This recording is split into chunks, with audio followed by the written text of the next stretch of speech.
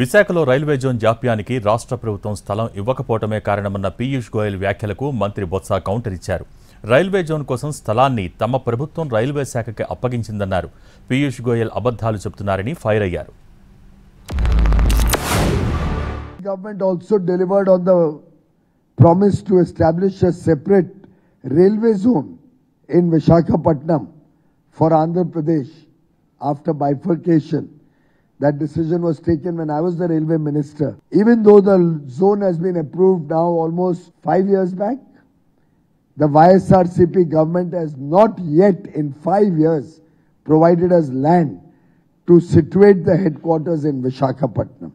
Therefore, we could not complete the bifurcation and setting up of the separate zone. ఏదైతే వారు మాట్లాడిన మాటలని తీవ్రంగా ఖండిస్తున్నాం.